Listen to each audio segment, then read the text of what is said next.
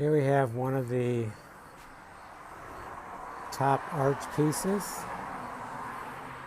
and it probably went like this right here, and you can see down here kind of a design thing you have to watch out for. Where it comes next to the post, it wasn't sealed, so water ran in there and then over the years deteriorated. Now luckily it's hard down a little ways, so I'm going to take out all the loose and then fill this in, because then eventually I want this sealed here, and I need to get these nails out, or at least broken off flat.